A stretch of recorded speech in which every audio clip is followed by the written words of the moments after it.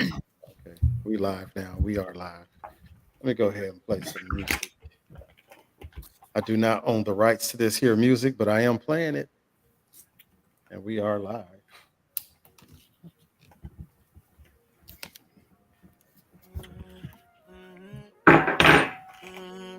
Yeah. Yeah.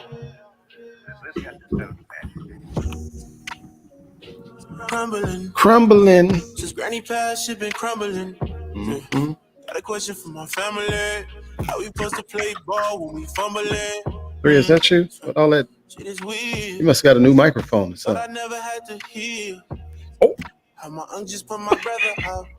I watched my mama help okay. him live That's how for you treating the years. DJ High bartender, huh? school, Okay, I got it. I got pain. it. Isolation helping with the pain. Shoot, be do. Trying to help my peers, but I Good can't. evening. Good evening. Feeling I'm Good between evening. what it It was is. me. I was trying to open something. I'm gonna try the pineapples now. Maybe the pineapples are better. Falling tears and Okay, well, yeah, work it out. yeah. Whatever They it don't wanna is, know work the it What are out. you city part. making? Certain family Right, trip. like she mixing a Still drink or sending something, them a apart. cocktail. No, What you doing? it's the tahine and the chamona. Oh, Still sending blue heart. Tahini. Oh I yeah. love tahine Mm. Still and sending any blue fruit. heart.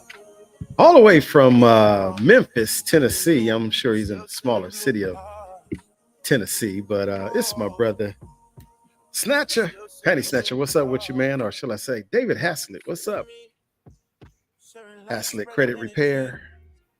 How you Fake feeling, love man? sickening. It's my Showing brother back from you ain't the enemy. Come to the Dark My little Side. sisters got put on game. Clutch, what's up Coaches with you, calling man? me the hard Eric day. Johnson's in the building. He says, good Yes, I'm evening, merging in beautiful your own people. lane. Don't let these Hi, streets take your Clutch. soul away. Petty Days Gang. Petty come, Gang is in the we building. go Petty again. Gang is in the Gotta take some building. hearts while it was pouring Petty rain. Murphy himself, I was going busy. home and make Yeah. home safe. Hi, Last Busy. night I empty What out the up, whole man? thing. You know I wanna sleep with my Mm-hmm. baby. Count back then, count sheep with my baby. That's what's Niggas up. wanna That's come what's and up. try to We're take just it stalling from for me a few hard. minutes, y'all. Give I'ma everybody a let 'em chance to slip. get up in here. Missing them blue We're missing a heart. couple of souls. Yeah, I don't know if Miss Talina's gonna be here or not, missing them but blue if she ain't, heart. it's her birthday, so Oh we ain't gonna yeah, be mad at her for not being here. missing But them I blue hope she is. heart. As a matter of fact, Yeah, I'll missing wait. them I'll blue. wait. I'm still sending Shoot, blue BT. heart. Oh, I see you, still bro. It's sending my blue brother, heart. Marlon. What up with you, man? The hardest working dude that I know, at least one of two. I know a couple of them. Snoopy Cliff Mello is one of them, but Marlon definitely is one of the others. This man is a hustler, baby. I ain't even mad at you. I just want you to know. Anywho, it is. Okay, come on. Where I go. Let's go, Fuego. Hey, that's what's up. That's what's up. It is Wednesday evening, you guys. Gentlemen After Dark, a place where grown folks can talk without judgment. Yes, yes, yes. PK, I see you. Good evening to you. She says, hey, hey, hey, family. We are here. We are grateful for your presence. You could be anywhere you wanted to be, but you chose to be here with us, and we appreciate you. Tonight's episode of Gentlemen After Dark brought to you by Talina Speaks, Ooh. Fearless Fridays. Huh? Nice. Fearless Fridays. You know, shouts out to whoever did that beautiful flyer. Nice. Oh, you Shoot, did be do. that. How you You like did that? How you that. like that? Special That's shouts good. out to my girl Talina. You know, look, y'all. I've been pushing it and mentioning it. Ooh, I need you guys to support Miss Talina on her adventures of doing Fearless Fridays. If you have not subscribed, if you have not reached out to her and become a friend of hers so you can catch it on Friday nights at 6 p.m., man, she's dropping nuggets, you guys. She's dropping nuggets. One of which last week she made mention of the word rest, rest, rest, not respect, but rest. And she taught a few of us something as simple as turn your phone off, put it on, what is it? Do not disturb. Do not disturb. Fuego froze up. I see Fuego. She frozen like this. Hopefully she'll be back. But anywho, rest. A lot of us don't take the time to rest our bodies, rest our minds, rest our souls. Our phones ring throughout the day, throughout the night. You hear those notifications in your subliminals while you in there resting, or at least calling yourself resting. Your phone is just ringing all night, through the night. You know, some of y'all probably getting in trouble behind them phones ringing. Like, why your phone ringing at 2, 3, 4 o'clock in the morning? Who was that? Man, that's just Facebook, Instagram, whatever social media you got, emails. Don't even necessarily have to be a text message. But for those of us who aren't educated, as I once was, I used to be like you. But last week, Talina Matthews taught me a little something, something. So now my phone at 10 p.m., it cuts off. It puts me in a do not disturb mode until 6 a.m. the next day. I love it. With the exception of those who are closest and dearest to me, they can still, reach me if need be in case of an emergency. But y'all might want to check that out, man. Do not, or what is it? Yeah, do not disturb. Check that out on your phone. For those of us with Androids, power to the people. Swipe your phone all the That's me way too. from the top, bring it down, and swipe over one time to the left, and you should see something that says "Do not disturb," and you set it up. You set up a timeline that you want that's good for you. I chose 10 p.m. to 6 a.m. So give it a try. Give it a try. I'm just telling you. You sleep so much better. I've been sleeping really good. Really good. So I'm gonna acknowledge a couple of folks I see in here. Good to see you here. Latanya is in the building. Excuse me. 805 representing. I see you. Berdina, good evening to you. Thank you for being here. Hi, Memphis, Ferdinand. right? Memphis is in the building as always. Tamara, good evening to you. Michael Hines, what's up with you, man? I'm gonna give you one of these for all my truckers who don't like to pull the horn no more. Make some kid excited and happy because you hit the horn for him. What? That part. Anywho, 3, what you doing? You still eating? Yep. She I'm gonna in be there back in 1 second. snacking back. I didn't want Anywho, to smack on my pineapples in y'all ear, and they be like, "Dang, she always eating on camera." hey, Sunkiss, I see you. I see you. Thank you for being here. Yvette, good evening to you, Miss Moss. She says, "One love, Women History Month. Look me up, Yvette Moss. Hey, come on. I was a Soul Train dancer. YouTube. What is that? 1Q million? Okay. 1 million views. That's what's up.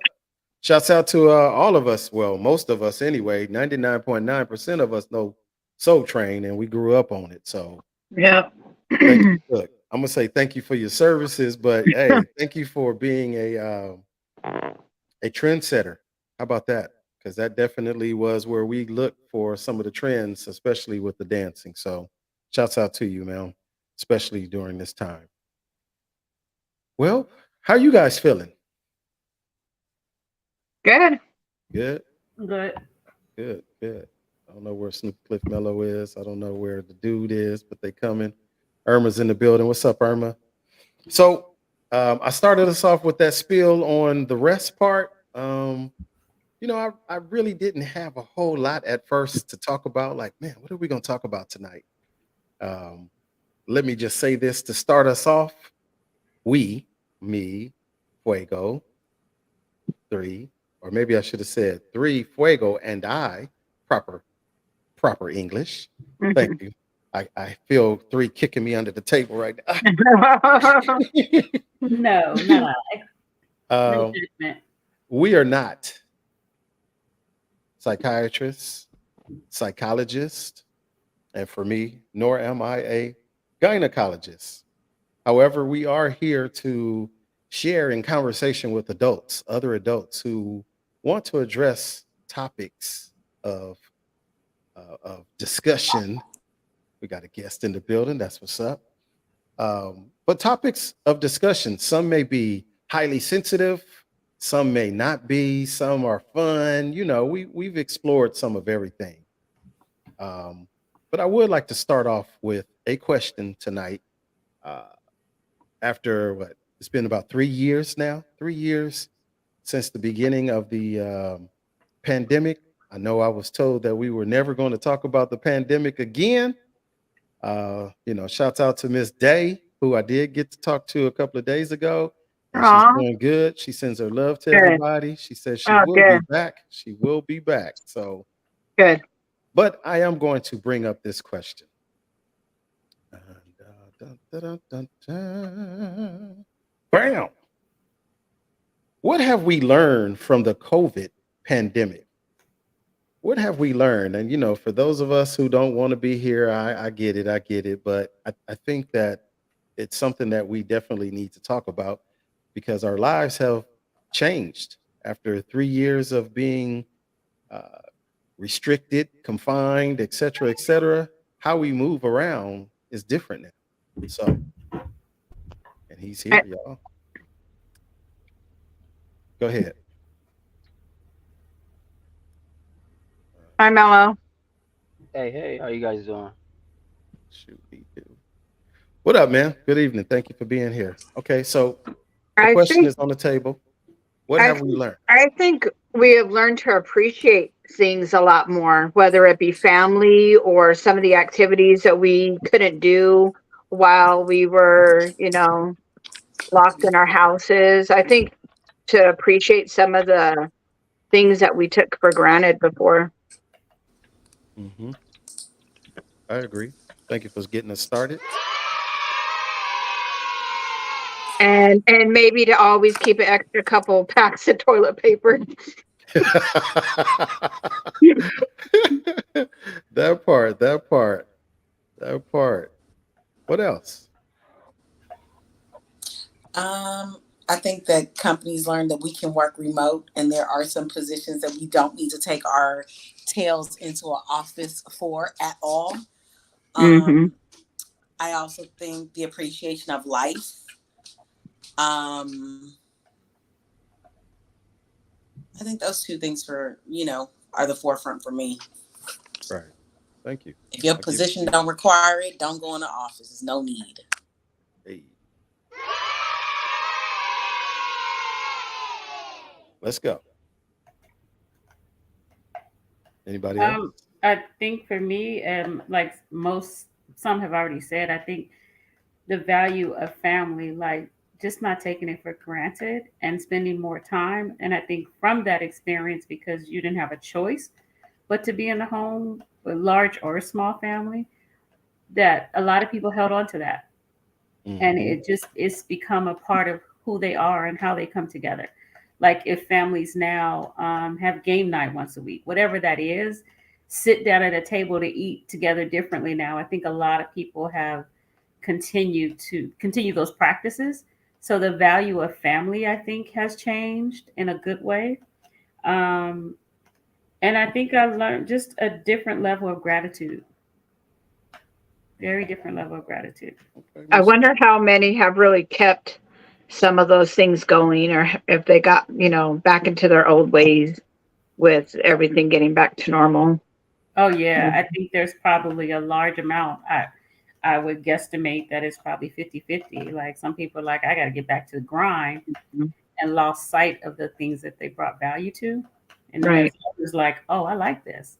I like right. that we come together and, Yeah, create some of those still. But yeah, probably. I think so too. Hmm. Mhm. Okay, okay. I know for myself, um, work, work, work, work, work, work. Prior to the pandemic, is like, what you doing? Working overtime, working overtime, working overtime, working overtime. OT, OT. I'm on duty. I'm working. But with the pandemic, it closed some doors for overtime. Didn't get to work as much as we wanted to. We actually, with my job, was on a week on, week off schedule, and OT was just basically non-existence. So you basically lived off of your base salary, not the extras. Some of us were panicking, like, man, what am I going to do? Because I got this, that, and all these bills. While Right. others was kind of like, hey, well, you know what? It's going to be what it's going to be. And I Yeah. was one of those individuals that was blessed. I don't have a whole lot. I don't got a mansion, but home is where I lay my head. And I have the comforts of turn on the water. It could be hot or cold.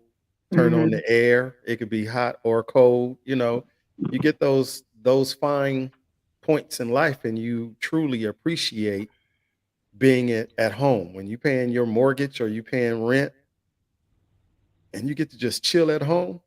Man, that's a Yeah. beautiful thing. That's a Yeah. beautiful thing.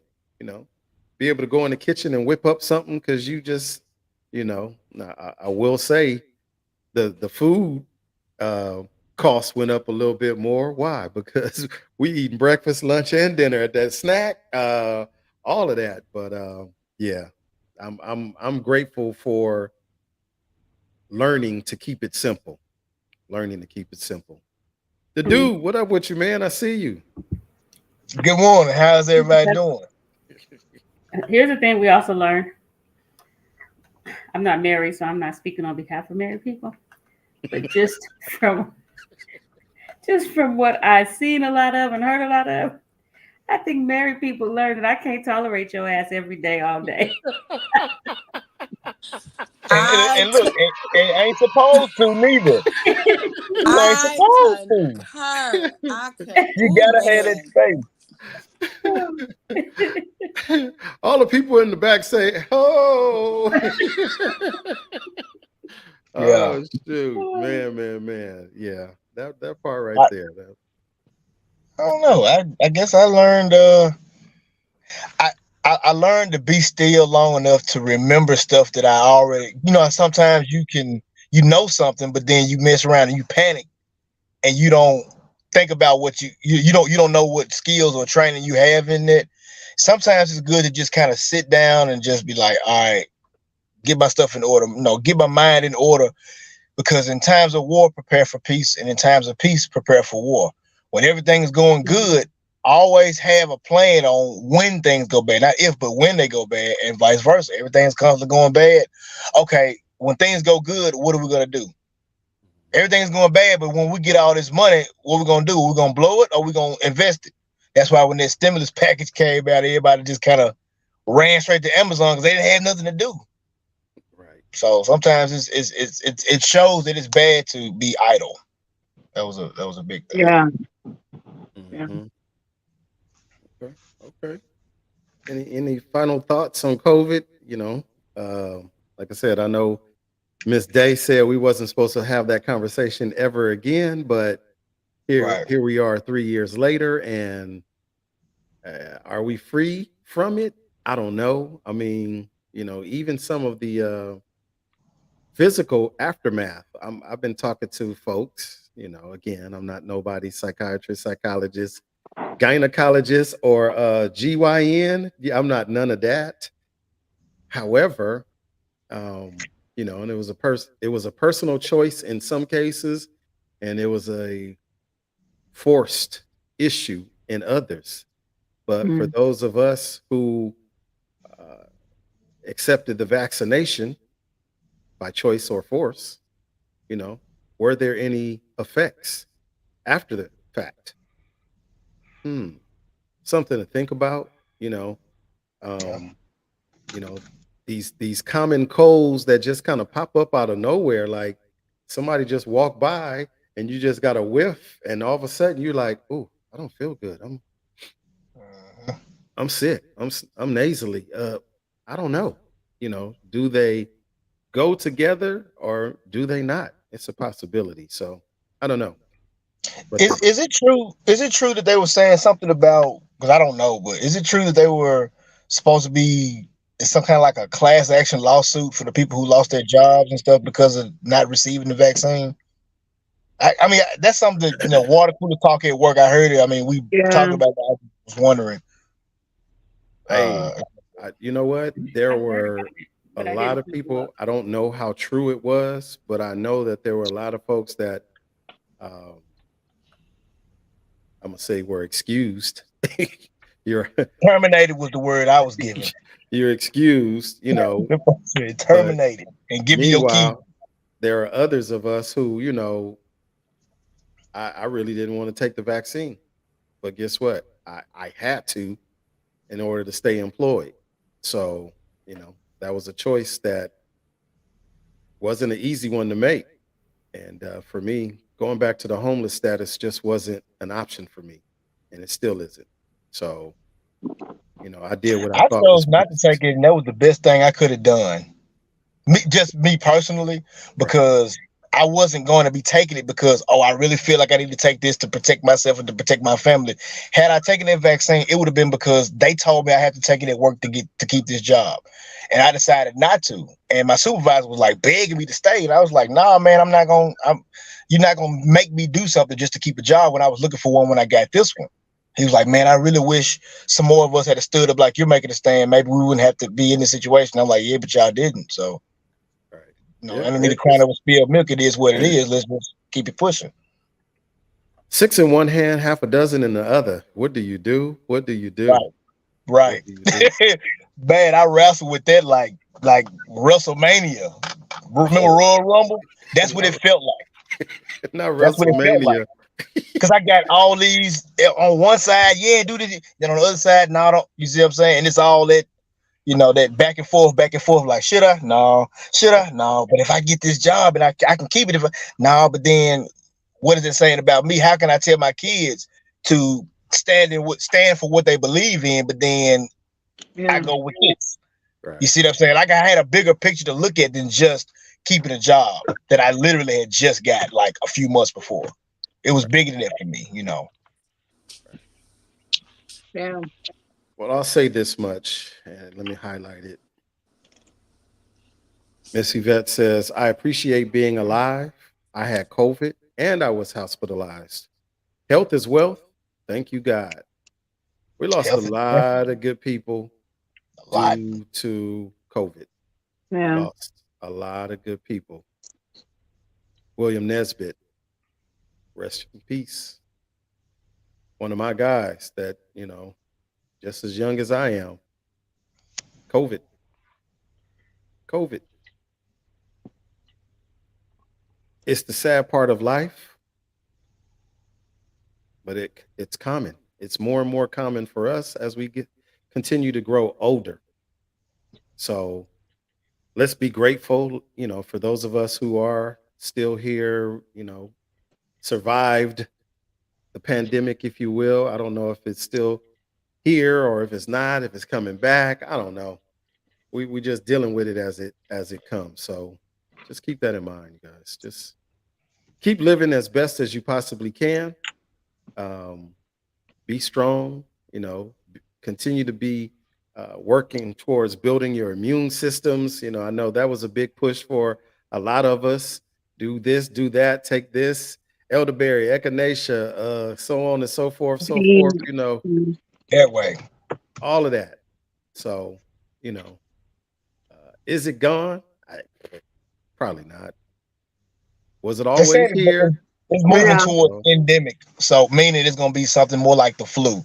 So it's going towards the endemic stage now, which means it's like, it can come back every year, or it's never gonna be completely eradicated, but it's not gonna be as bad as it was these last couple of few years, and because our bodies are either gonna become more immune to it or be able to deal with it better, like a cold or the flu or anything else that comes around on a seasonal basis. So that's what they're moving it towards now. They're not as loud with that information as they were with when it first came out. Oh, if you get it, you're gonna have to go to the hospital. You're gonna die. That part. So it's more of it's not the death sentence it was when it first hit in 2020. Now Right. it's more like, okay, here's what can happen. Here's what you can do. They've got other choices besides just an actual vaccine now, from what I've read. So I think it's just gonna be one of those things that's gonna be here with us, and it's kind of like, oh yeah, I remember it was like, okay, y'all remember when AIDS first came out? It was like, oh no, the whole world was wearing gloves and masks, and Didn't nobody know where it came from and how it was spread. And it's like, if you get it, you're gonna die. And now you have people who are living with, as opposed to dying from it. It's a difference in the language now. So I think it's going to be more of those situations where, you know, you contracted COVID and you defeated it, and now you are just moving forward in your life, you know, as opposed to just somebody got it, they ain't gonna make it, you know, because there's more information out now than it was in the beginning. Right. All right. I appreciate you guys. Any final thoughts on that? All right. So we have a special guest. You know, I don't know if I want to call her a guest or an extension to the panel. Miss Jocelyn is here. I reached out to her like at the very, very last second, because I had this conversation earlier today with someone. We were just talking in general. But the comment, I'm going to start it off like this. We really don't realize how closely related we truly are as humans. Some of us, we know our cousins, uncles, aunts, brothers, so on and so forth. And, you know, we might know a few of them, not everybody. I'm going to use myself as a great example. My last name is Thomas, Thomas. That's how I was born. But as I've found out in my adult years, my last name should have been Bullard, Bullard, Bullard. And that's, you know, my dad's side of the family. Well, my dad's last name is Thomas as well, because his mother gave him her last name, Thomas. So here I am, Orlando Thomas.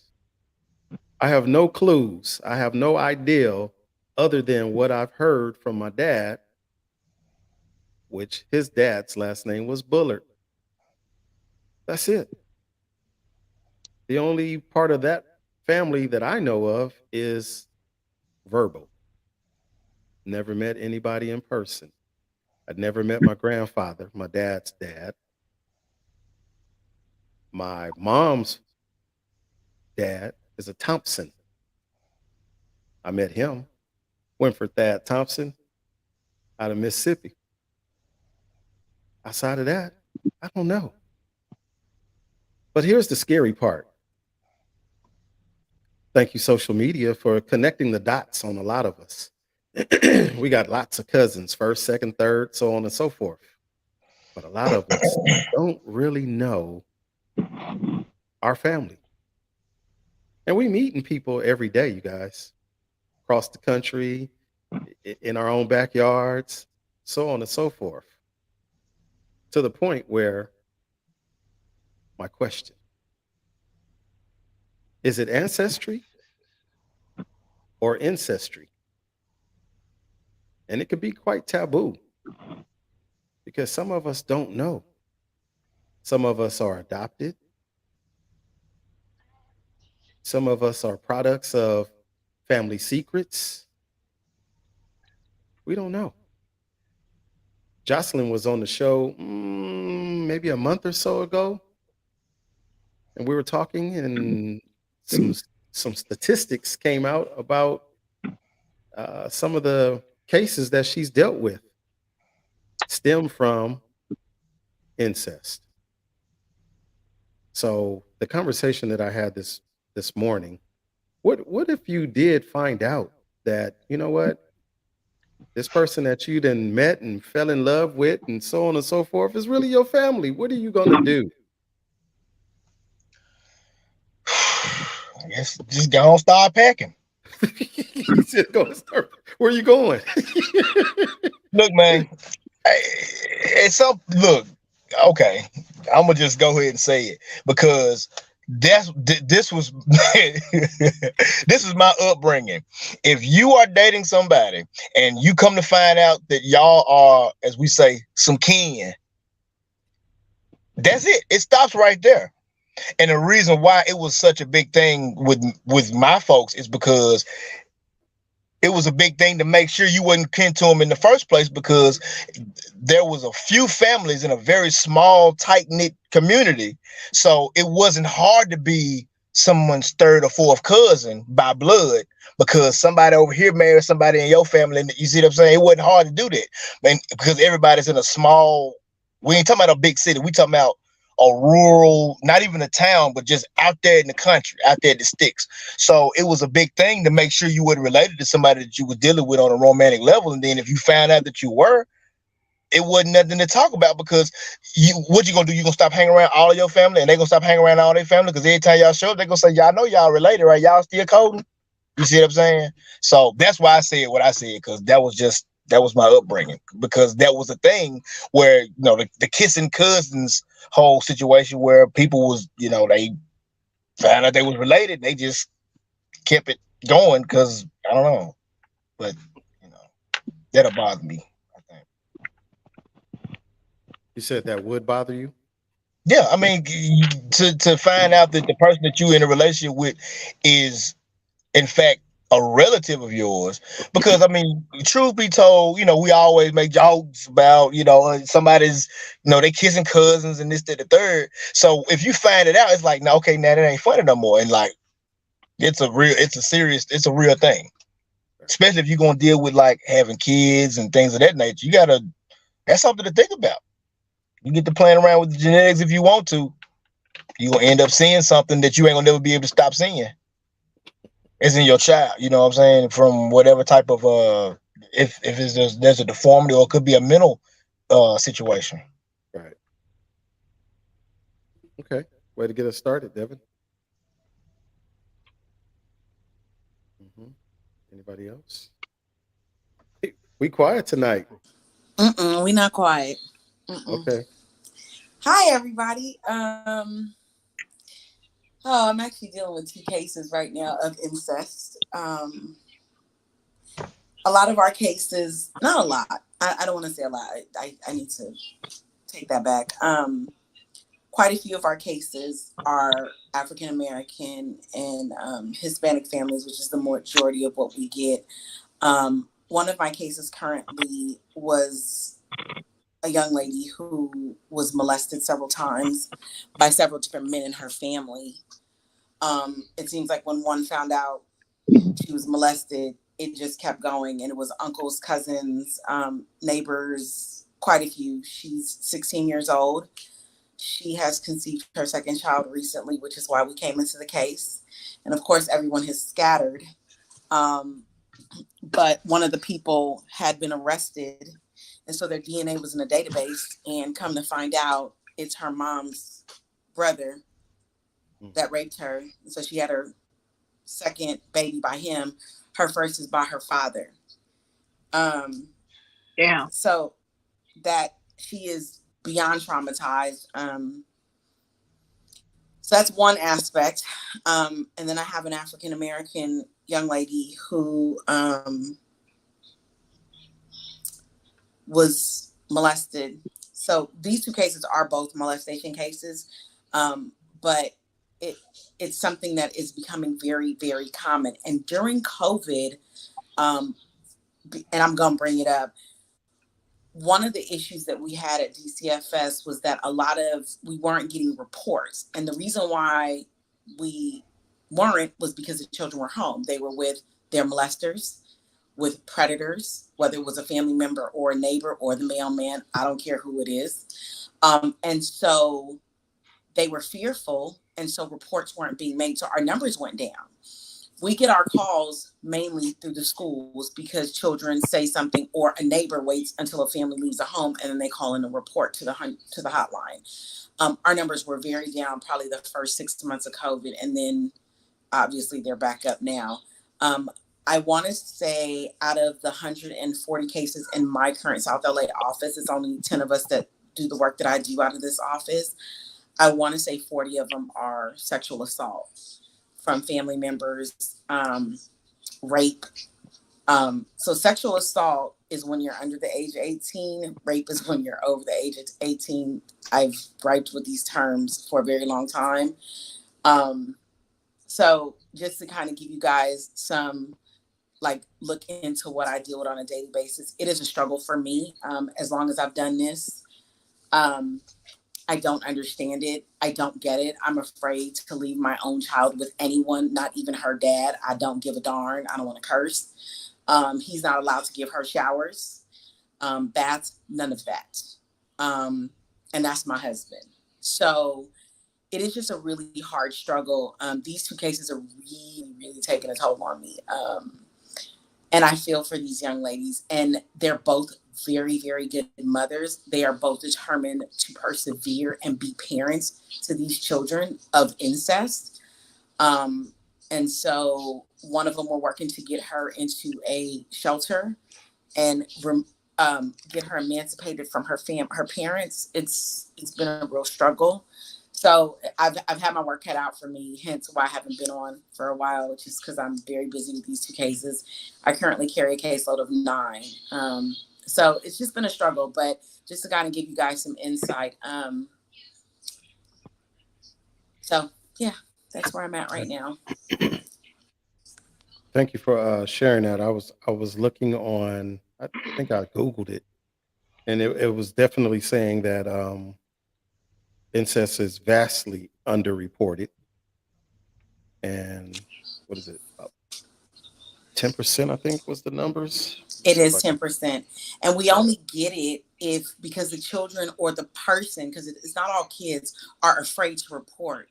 The other thing is, in the state of California, I know some of you guys are in other states, the maximum sentence you get on an incest, if you're convicted, is 3 years. The only other thing is you have to register as a sex offender for 10 years. But that doesn't fit the crime. And we put people in prison for whatever amount of drugs. I'm not saying it's right. Please don't come after me. I don't care if it's weed or dope. But we put people in for a gram of cocaine for 10 years. And we giving a person who has sex with a person in their family or a child 3 years. I'd be so perplexed, confused. But this is California for it. Yeah. So it's just, it's constantly a struggle. So yeah, it is. And it is underreported. It's heavily underreported. We only find out if they've already been arrested, the perpetrator, and they've given up their DNA. So that's the easiest way. Most of these young girls don't turn over the person, or they tell us they don't know who they are for fear of retaliation, the family being harassed, or any of those things. They're just afraid. And a lot of the times the cases that we get, they're under the age of 18.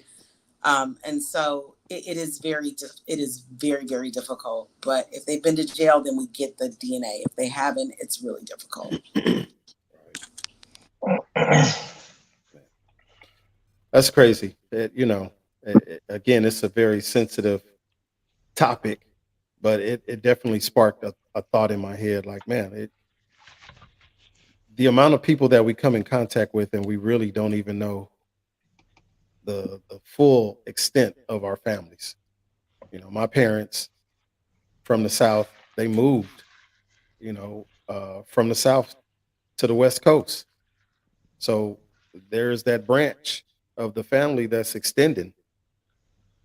And a lot of my cousins, if it ain't the ones that I grew up with, them first and second cousins, you don't know. Don't know. You don't know them. And it's really easy to fall into that. You just say, hey, man, I met this girl or I met this guy, and man, we hit it off real good. The energy was good. We cracked the jokes. Your last name Thomas, are we related? I don't know. Are we? I hope not. I hope not too. But you you never know. You really never know. My Saints crew is in the building, y'all. Saint Squad is in the building. Hey, Nichelle, Nikki, good to see you. Thank you for being here. Yeah, we just don't know, and it's not a subject that you could just take lightly. You really. Can I say something else? I'm sorry. You don't have to ask permission. Because Speak.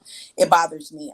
I find too that a lot of the mothers and the fathers will not believe their children. And so they move. You made that, it was a trigger. They leave the situation or they leave that state, but that doesn't change what happened to that minor child or that person. They never deal with therapy. They don't address their trauma. They carry this on. And because their children are shunned, they don't know who their family members are. And so you have a possibility of repeating that cycle. But if you just take the 10% that don't talk about it or don't, because it is very underreported, and it's underreported in certain states. There's some states, New Mexico, it's very high. There's quite a few states that incest is very, very high. Utah, it's high. It's high in Utah. Parts of Colorado. So you have to look at those things also. But it's just a lot of things that we also find is the parents don't believe their children. These 16 and 17-year-old girls that I'm dealing with, their mothers never believed them. And they had to get rape kit tests done on them. And then they were like, oh, okay, now I believe her. So you're making this child feel less than. You're making your child feel she has no trust, abandoned. So then it triggers all these other issues of trauma. And then we don't like therapy. So now she's never going to go because you told her how bad therapy is, and talking our family business is a problem. So it's a lot of repeat cycle and a lot of breaking the habits. Unfortunately, I'm only on these cases for a year, and sometimes I barely touch the surface. And so it does make it very difficult. Gotcha. Man, it's definitely deep, you guys. This ain't one of them fun-filled topics where we could laugh and joke about it, but it's a reality check. Who did I lose? Waco? It's a reality check that we definitely have to break the cycle, if you will. There's a lot of breaking of cycles that we need to do, and it's our responsibility at this point, because a lot of us, we hold on to some of this trauma forever when we really need to be trying to get it fixed, let it go, so on and so forth. But what is it? Easier said than done. Easier said than done. So how do we fix it? What can we do? And maybe you could start us off. Excuse me, Jocelyn. Any telltale signs that we can identify, with our children? I mean, we should be knowing Oh, our absolutely. kids, but Absolutely. what signs? Ooh, there's a lot. If they're uncomfortable around certain people, if they're constantly, let's just say you have a family get together, I'll use this as a prime example. If they're constantly leaving a room, if certain people are in that room, if they're uneasy with you as a mom, and I'm addressing the moms in here, or your grandchildren, taking a shower or a bath and certain people are around, or even in the home.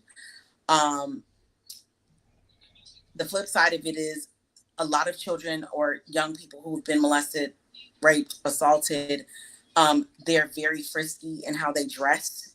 Their dressing changes. The things they want to put on, either they want to be super covered up or they want to be super, super tight fitted clothes. So those are the couple of things that we try to have our families red flag immediately. Another thing that I really want to address, and I see it constantly, and this is from the old school. Oh, and I'm just saying this. I know some people may not agree, but it's something that we see a lot. Stop forcing your children and your grandchildren to speak to people that they are not comfortable with. Children, I know it was like, I know when I was growing up, I had to speak and say hello. So one of the things that we try to have our families do is learn to let them address the room. So if you walk into a home or you're at a family gathering, you say good evening, good afternoon, whatever the case is, or however you raise your child.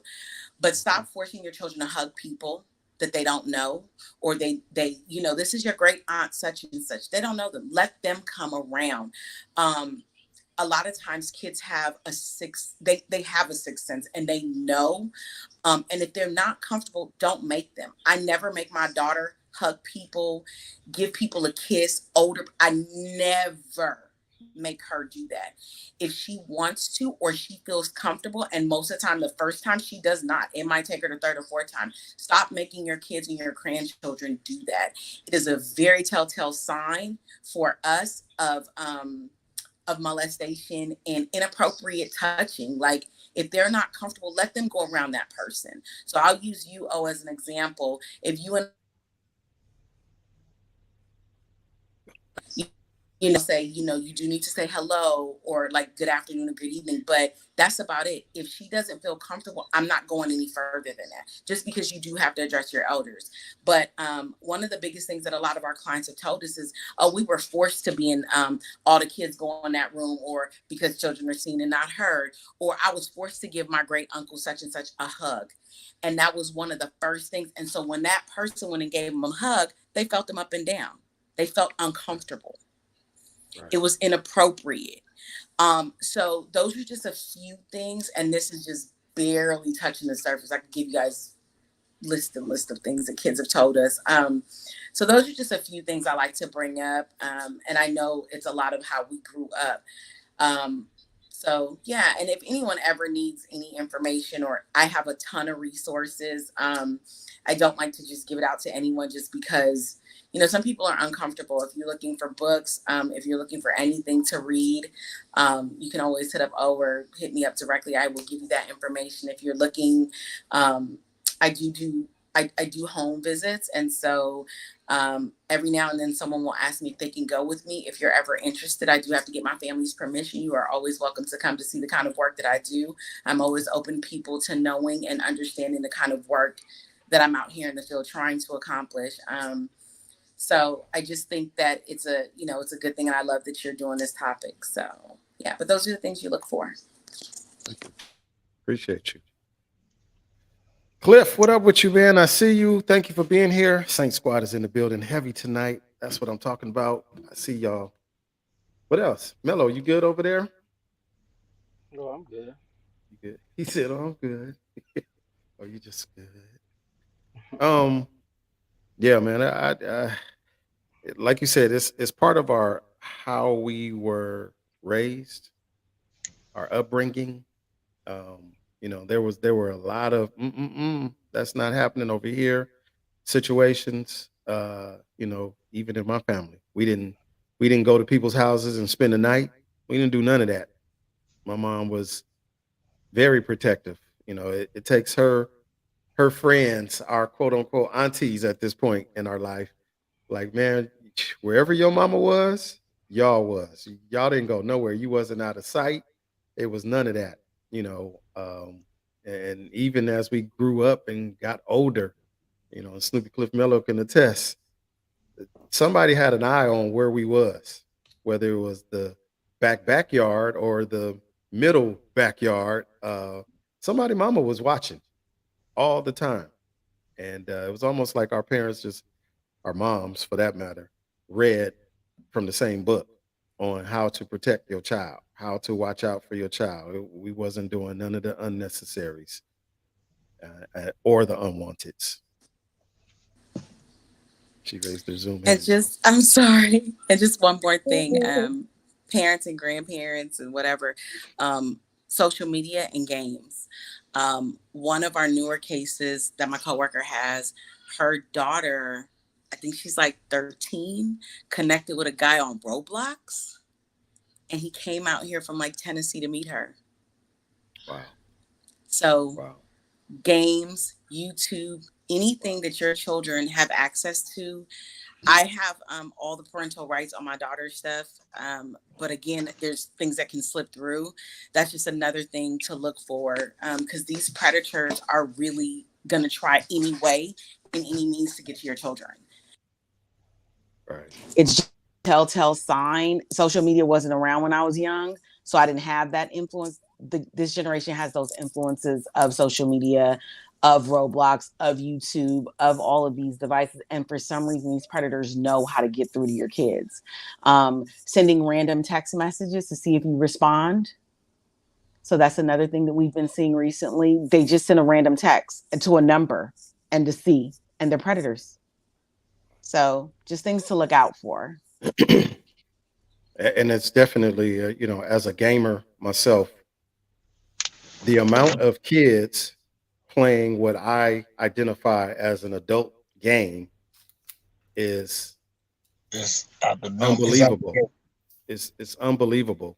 So It's actually more. It's actually more younger kids playing like Call of Duty and all that than we are, because they be at home from spring break, and while we out working and stuff like that, we don't get spring break and summer break when we as an adult. So they're at home, and they got them on their phones and stuff like that too. So it's definitely it's a different ball game, because you got their cell phone, then you got, if they got a video game console, then you got YouTube, and then they came out with YouTube Kids, and then they came back and said, hey, some of the stuff that's on YouTube is making its way to YouTube Kids, and it's targeting the kids. mhm. This is how you cut your wrist. I'm like, what kind of, so it's you definitely have to keep a watchful eye on everything they hear, Yeah. do, watch, We the have people that to are around, everything. monitor, and here's the light haha moment. When your kid is in the room nice and quiet, what exactly are they doing? Well, I'm trying to get the channel 52 fine tuned just so I could see on TV the porn. You can see the squiggly line through the TV, and you're just trying to Mhm. see some nakedness, right? But now parents are leaving their kids in their rooms. Long as they're in the room, we good. But the kid is playing, no shots at the game because I play it. But Grand Theft Auto, Yeah. man, you can do whatever you want to do on that game, which includes rob Heists. robbing and killing people, Yeah. right? You can pick up prostitutes, you can get some head, or you can get some. Yeah. You can go to the strip club, you can pay for lap dances, you can Drink, have smoke. the stripper come to your apartment and dance for you right there in the privacy of your home. But this is what our kids are exposed to. This is the game that mom, dad, can you get me the oh yeah, go ahead. We're gonna get them the game. And then we leave them in there and they playing this, and then they run into adults that's playing the game, especially if they're playing games online. Yeah. Online, you meeting everybody. You meeting Devin, you meeting Jocelyn, you meeting Snoopy Cliff Mello, you meeting Fuego, you meeting three. And we all in the group party laughing and talking. And here comes the squeaker. That's what we call him. Here comes the squeaker, like, oh no, kick them from the Like, party. nah, son, I'm not playing with the you little can't you kids. play with us. You ain't No, old no, enough. no, you're not old enough. I can hear it in your voice. But why you ain't Uh, in the bed? For real. but that's what happens. And our parents, as parents, we are leaving our child open, wide open to playing these Mhm. games and learning these things from other adults who don't have a problem with it. Yeah. They good with it. Oh, no problem.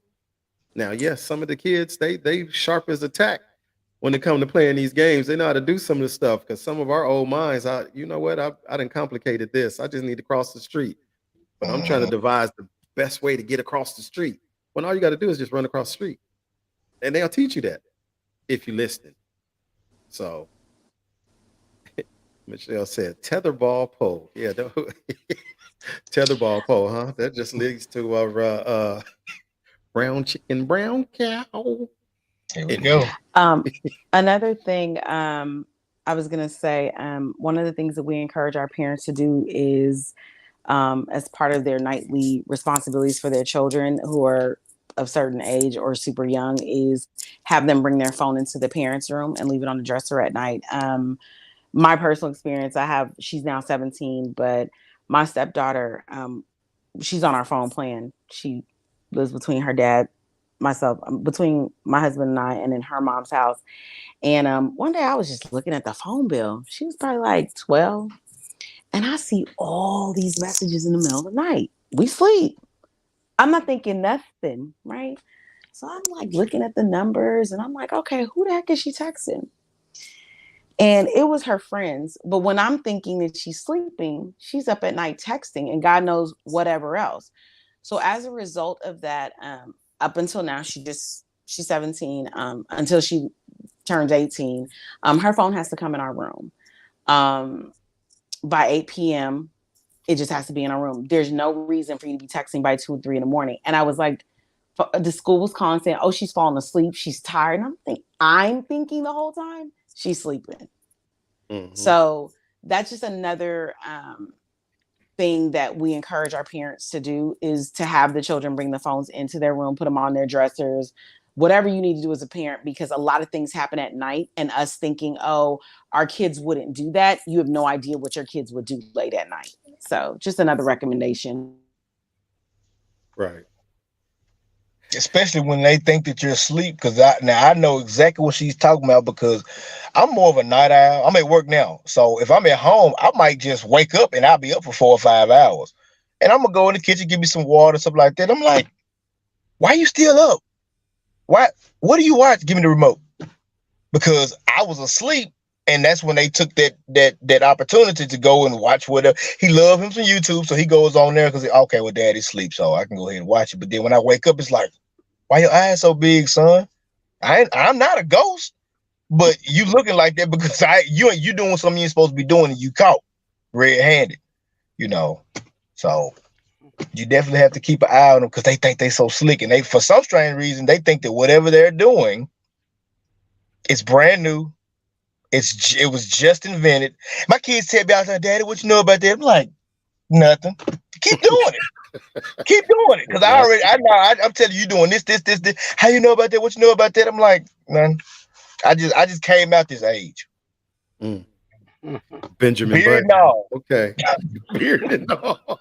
So, Jocelyn, in your expertise, if you will, have you experienced any cases where the child really wasn't being honest?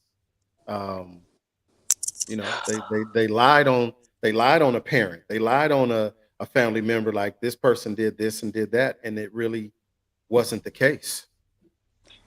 Just once. At this agency, it'll be 12 years for me next month. And so just once. And the child admitted to it. And the person was incarcerated, I think, for about a year. And so, but just once.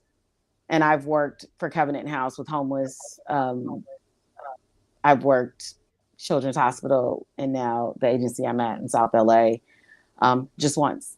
And to add to this, one of my clients, I talked to them this past weekend. This young lady was raped by her father repeatedly for about 4 years. She is now 15 years old, and he was just sentenced to 28 years in prison 2 weeks ago, and it's her father. And she has a 2-year-old son. So she got pregnant at 12, had her baby at 13, and now she's 15. And she has a son by her father. Wow. I know it's a heavy subject, you guys. I'm sorry. No. I do have positive stuff, though. No apologies. This is a place where we're supposed to be able to talk. Life ain't always peachy keen. It ain't perfect. Far from it. The stresses and the strains are real. And a lot of times as I learned from my little big brother, as I call him, Snoopy Cliff Mello, a lot of times we want to run away from our problems, hoping to get away from them. And in the end, what happens? As soon as you stop running, as soon as you feel like, okay, I got away, those problems slam in the back of you and hit you even more. So we can't run away from it. We have to find the solutions to fixing some of these problems. We're not going to fix everything. I get it. But for the things that we can fix, man, why aren't we fixing them? Why aren't we addressing them? We sit quiet. We say absolutely nothing. It couldn't be me. It won't be me until what? Till it becomes you. So I appreciate you for being here and sharing. And I appreciate, the rest of you for even just participating in the conversation because it is taboo, but it is a reality check of what really could happen. What's really happening out there. I'm family with three and don't even know it. Maybe the dude Devin is my cousin. Fuego is my sister. I don't know. I mean, I can only go off of what I know, my life. I have a I have an uncle, rest his soul peacefully, who was in the military. I got a I got a cousin who's white. Guess what? Am I gonna treat her differently? No. But if I didn't know that she was my cousin, hey, she could get it. That's what we be saying. She could get it because we don't know. That's all I'm saying. We don't know. So you almost have to take the time to figure it out. This ain't new, you guys. We could go back into time, slavery days. We done talked about it briefly on Black History Month. What did they do with the slaves? They separated us. They put us here and put us there. We went here, we went there, not knowing that we as kinfolk. I'm in Virginia, you in the deep south, but we family, not knowing. So that's all I'm saying. Anybody else? I know Mello got to be wrapping it up shortly. What's on your mind, man? Say something. It's a lot. It's a lot there. I wasn't ready for this, but Y'all ready for this? I got a Hey. whole lot of other shit going on. But I just say two things. And COVID, what I learned from COVID, there's a whole lot of porn out there. Don't get me wrong. Uh, that breaks. Hopefully that breaks some of the seriousness. The second thing, yeah, I mean, with my kids, son and daughter, it was important from hell before they could even talk that you start having conversations of uh, beware of people. But not only that, even with my family members, I made it quite clear. If any one of y'all touch my kids, it's on. I don't care who it is, daddy, uncle, brother. And I think when the kids see that you got their backs, those conversations are easier to have. And I mean, for them to say, hey, dad, somebody, but I also had this conversation as they got older. Don't lie on nobody because you know what your dad is going to do. Yeah. I'm not, there's no negotiation. There is no negotiation. I told my kid's mom then when we were married, you're not going to stop me. The only thing you can do for me is bail me out. Mhm. My wife now, same thing. And my kid's 21. You're not going to stop me. So let's be that clear. I don't need the cops to come do nothing. I'm not calling. I'm handling it, and then I'll deal with the consequences later. You're not going to do that to my child and take that. So, and I only say that to say that your children should be comfortable telling you anything, and I try to create that environment. So that's what I would encourage. Have honest conversations. I was taught, like I said, grew raised at Jehovah's Witness, and one point that I do agree with, um, they should be able to. You have to create an environment where they can tell you anything, and sometimes it's going to be something you don't want to hear. So you have to watch your reaction to that because they're paying attention to how you react to what you're saying, which will determine if they tell you something else the next time. Facts. So Sure. even if it's, Mom, I feel like killing this cat today. Woo!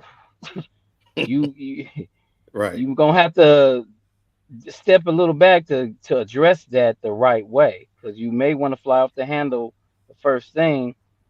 Look here, you little Jeffrey Dahmer.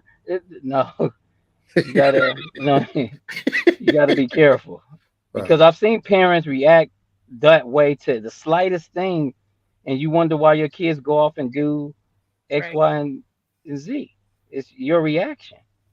Right. So, fortunately for me, I think we've created an environment that they could come to us, and they have come to us on seriously. And I say, even if you're not comfortable with me, call Uncle Sean. Uh, call an adult. I'd rather you talk to an adult versus talking to another child, because they know it's just as little as you do. So that would be my encouragement tonight. And with that, sending everybody healing energy, especially that family you're dealing with, Jocelyn. I just can't Mm. imagine. Like I said, somebody gonna die that night. I'm sorry, somebody gonna die. It's crazy. So, Appreciate you, bro. Appreciate you. love Good you all. night. All right, man. Snoopy Cliff Mellow, y'all. Let me read Krista's comment here. It says, parenting is not easy. Listen to them. Create an atmosphere where they can talk.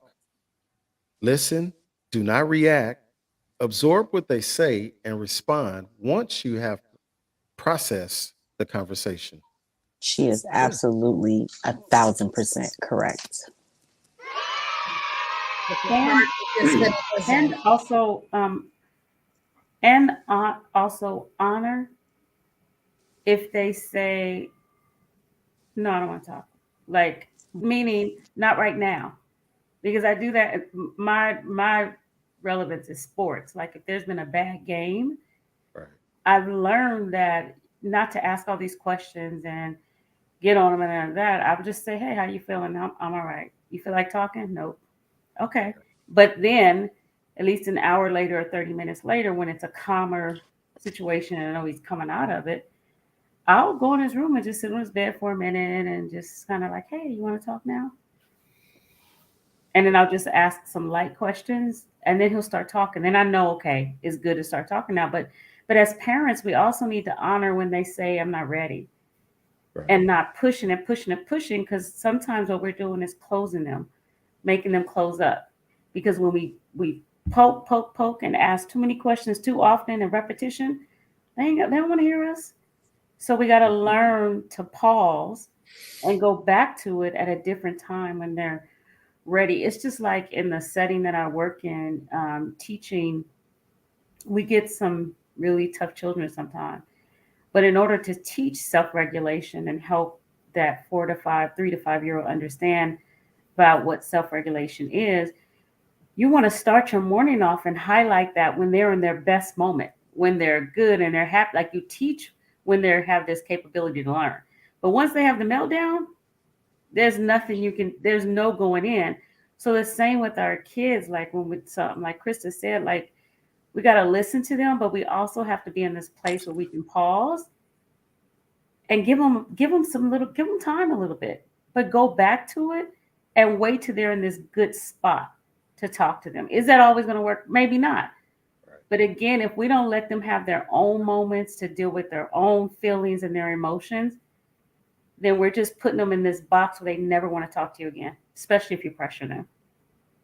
Facts. I remember as a kid when my dad used to, well, when my dad would come and get us, on those weekends, and we would just sit there quiet, me and my sister, and my dad would always ask, "What you thinking about? What's wrong?" Nothing. I'm not thinking about anything. Oh, you got to be thinking about something. What's on your mind? It just poke, poke, poke, poke, poke, and it's like, nope, I don't got nothing to say. Nope, Okay. nope, nope, nope, no. Until you figure it out for yourself that, you know what, I want to share something. I want to tell you something, you know. But we do have to give them that space. And, Mm-hmm. even with my daughter, soon to be 21, I just always reassure her that, I'm on your team. I'm not here to tell you what to do, but if you need my help, I'm here to help guide you through whatever it is that you want to accomplish. And more, she's calling me on. I mean, she called me the other day, Dad, I want to get a fish tank. A fish tank? Yeah, I just want a little fish tank on my dresser in my room. Okay. So she's like, what size should I get? You need something about 3 to 5 gallons, nothing too big, a little small. And I helped her through the process. And when I say she was calling me every minute on the minute with the I'm at the fish market now, Dad. What kind of fish should I get? Can I get the salt water? I just helped her. And now she's the proud owner of some little fish that she didn't named in the whole 9 yards. She's excited. I'm excited for her. So let's just be good parents as best as we possibly can and go from there. Jocelyn, any final words? I know you got to go. No, I just, I hate the heavy topics sometimes. And I was gonna just say to conclude with the ancestry part, I think when you're getting to know somebody, really get to know them, get to know their family, get to know their history, get to know where they're from, get to figuring out if you're kissing cousins. I mean, I think it's important instead of just jumping head in and saying, okay, I just want to be with this person and not knowing the history or their family background. And I know some things are going to be hard, but it is important, especially um, wherever you're from. So I think for like me, I'm very heavily mixed, and so I'm a little Belizean, and so I have to make sure, when I was dating, that I wasn't dating a cousin. I literally, Right. Well, maybe after things get serious, you guys can do a DNA we ancestry, or listen, you and me. fuego. My dad, my aunts did it, and I have 3 more sisters because through my dad. So I don't want no more, but there's just different ways and different things. I just think that we need to get to know the person we're around and going to be with, or we're choosing to make a relationship with. You just have to get to know them. I'm going to go put my kids to sleep. Good night, you guys. Good night. Thank you for being here, ma'am. Jocelyn, y'all. So let me say this because I got quite a few of my viewers here, my friends that are in the educational field, the teachers. Thank you for your service. If you don't hear it from anybody from these parents, thank you. Thank you for spending as much time as you do with our children.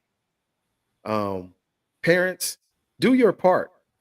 Help your child understand how important it is to be respectful to the teachers. Because guess what? It might be the teacher who saves your life, kid. It just might be the teacher who saves your life. The phones, I didn't grow up in a time frame when the phones could be in the classroom and all of that kind of stuff. My daughter didn't get her phone until she was 15, 14, 15. And the phone became a leveraging tool. Yeah. Oh, you acting up? Oh, let me get that. Let me have that. You're not getting that no time soon. But just because you are granted the opportunity to bring that phone with you to school or whatever, it's not the door for you to walk in openly and be disrespectful. So again, shouts out to my teachers. We do appreciate you guys. Not all parents are haphazard with their kids. We are concerned about our children, and we want to make sure that they are surrounded by nothing but the best. So please don't stop caring for the kids. Keep doing what you're doing. Anybody got any final words? This is about what 15 after, a little bit after 9. Any final words? The dude just froze out. Whoop, there it is. It's just let me put myself in the middle. We can call that a little reverse Oreo cookie. Chocolate cream filling. Shoot, be do. Anywho, any final words, Miss Three? I just think as we started to close out the conversation, like listening is a key. When kids are going through things, and that was heavy, but just not forgetting to just listen and opening up a space where they can feel comfortable talking to you. That's just really critical.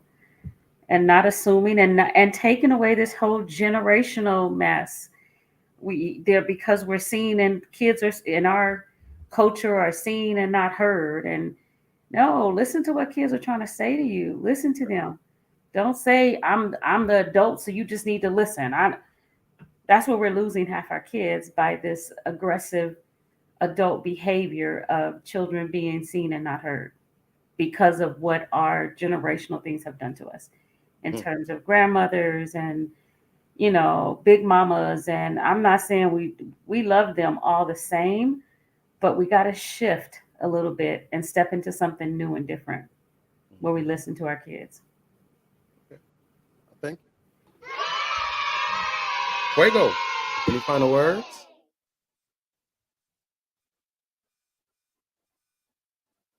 You're muted. I didn't hear you. Krista got you. I'm talking. Oh, there we go. I was on mute. I don't know. Parents just need to be so proactive nowadays, and grandparents as well. Right. So. Right. I appreciate you. I'm gonna say it. I'm gonna kind of piggyback off of 3 with the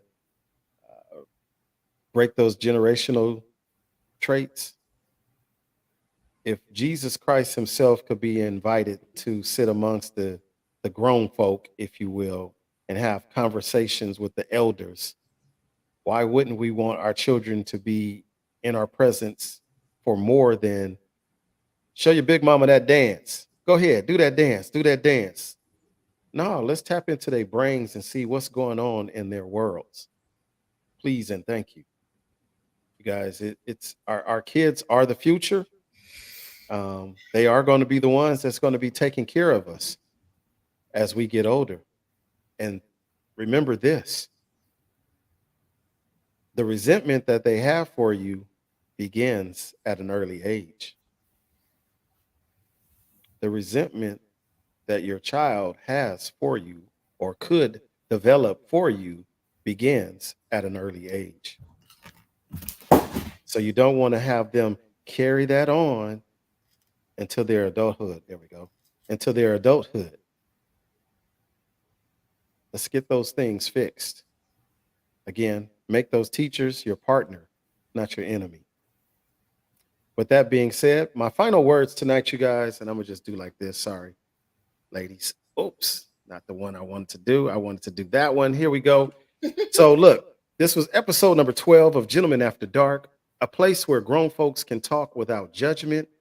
We got 2 more episodes, you guys. 2 more before this season number 8, comes to a close. I'm going to put something out here in advance. Episode number 14, not next week, but the following week, we are going to tap into our own author. That's Author, Snoopy Cliff Mello, who wrote a book himself. The Next Dynasty, Failure is Not an Option. You can find that book on Amazon. I'll make sure that I type in the notes. The Next Dynasty, Failure is Not an Option. We're going to talk about that book. So if you haven't picked up your own copy, I encourage you to do so that we can have a little conversation about what Snoopy Cliff Mello was thinking when he wrote his book. With that being said, you guys, that is going to be our time. Gentlemen After Dark is coming to a close. I think I will end us out like this. From the desert to the sea, and to all who have decided to chat with me, good evening.